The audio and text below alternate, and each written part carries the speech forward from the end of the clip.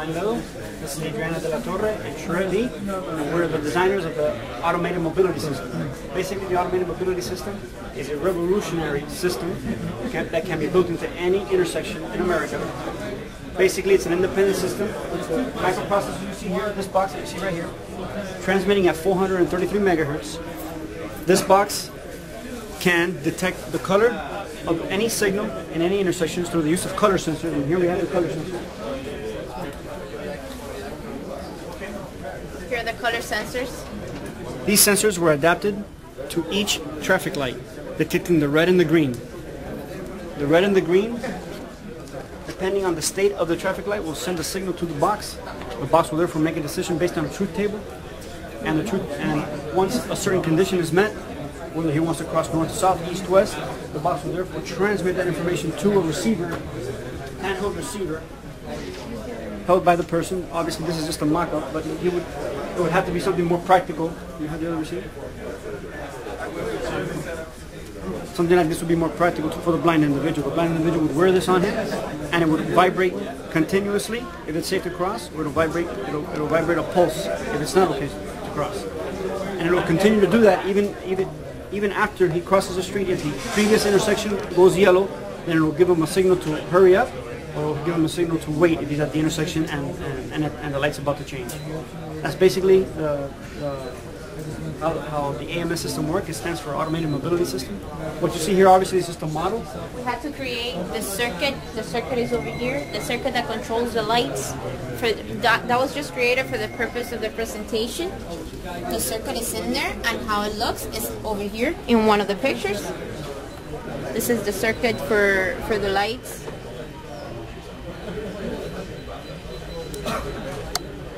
That's the circuit that controls the lights. Reader. Here is the RFID reader. And you scan your code, and then it goes to the main computer. It transmits from the main computer to the remote unit, and a set of vibrations are done depending on the status of the lights. If it's okay to cross, it's a continuous pulse. If it's not okay to cross because the green is flowing on the direction that the person wants to cross, then it's a discontinuous vibration, a short discontinuous vibration. If it's yellow and the person needs to wait, it's a long discontinuous vibration. This is a brochure that we created that explains the system. And it has some letters in Braille here so that blind people can read it. It's a summary of the project. The main unit and the remote control are here. The lights that were created for the purpose of the model. And just a short explanation of what the system does. The infant monitoring device. Here's our overview. Basically what we're using, the prototype model. We have a microchip that controls all the sensors. The microchip that connects to all the sensors, plus it sends all the information via Bluetooth to a handheld PDA, which is right here. Right now we have it connected, so right now it's working. And the device is basically used to monitor your infant, basically more of a newborn, 4 months, 5 months old, in your crib. Alright. Basically that's the box that we have everything. We just call it the mystery box because you cannot see exactly what is inside. But if you go to, you'll be able to see that inside we have all the different circuits. We got the heart beating sensor, we have the sound sensor, and we have the microchip that is transmitting all the signal to the PDA. And the Bluetooth. And here is the Bluetooth that will be transmitting the signal to here. So the microcontroller is a Javelin. It's made by Parallax. Basically, the chip that we decided to use because most of the components that we're using comes from Parallax, and they kind of work hand in hand a lot easier, and they're a lot easier to program. And this is the circuit that will detect the sounds of the baby or the room. So you just get an input signal here to the microphone, and after that you will amplify it, and you will compare it there with a low volume, so that it will only transmit the peaks into the Javelin, and from the Javelin it will go directly to Basically, those to the small PDA. video. And that's a test that we did to that sound detector. So that's the circuit that we're testing. Now we're gonna go into the microphone, Right there. which is right there. There we're gonna put a signal, which is going to be a ringer in that case. And you will see in the screen all the pics that I will be giving you. So that will transmit directly to the PDA. I said the baby's crying, or there is a sound. After that, you'll be able to see the heartbeat sensor. Basically, it's the same thing. You're inputting a signal that you're detecting with this circuit in there, and after that, you will be amplifying the signal, so you get a stronger signal. And what you do is at the end, which is this one here, what it will do is that it will pass only half of the signal, and that half signal is going to be the negative side. And what we do is that we invert it with this part here, and we will only be getting pulses, and those pulses will be counting as if they were the heartbeat. And the same thing here, you will see a video of how it will work. In that moment, I have this strap on, and it's calculating all the heartbeat. As you see, there is peaks and there are bigger peaks. The small peaks are noise. The big ones are the heartbeat itself. But what it is that we make the javelin to get wider signal and taller signal. That way, you won't get all the noise into the program.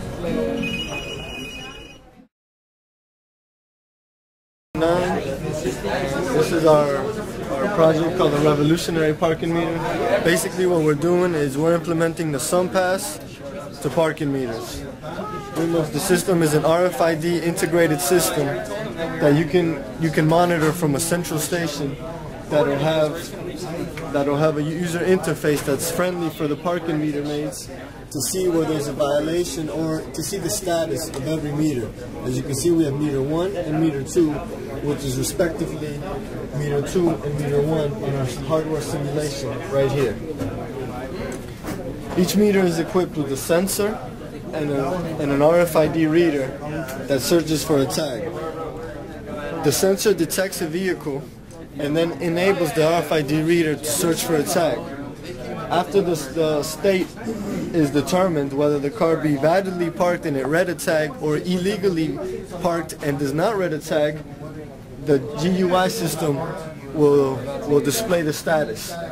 For instance, this truck here will simulate a car that will be illegally parked because it does not have the RFID tag, which will be the transponder. So as the car pulls up to the meter, the sensor senses that there's a car parked, enables the RFID reader, and since there was no tag found, meter 2 went to violation, which is simulated by the red. Now, for instance, my hand will simulate a car that is going to be legally parked. As the car comes in, my hand will simulate the car. A car comes in this case, again, the tag was not red. So we have an illegally vacant spot since I came out. Every 10 seconds, the website refreshes. Again, a car comes in, and now the tag was red, and then the status. This middle one is gonna show. Like that. We're having a little bit of difficulties. One more time. Yeah, there it goes. And it shows here customer information.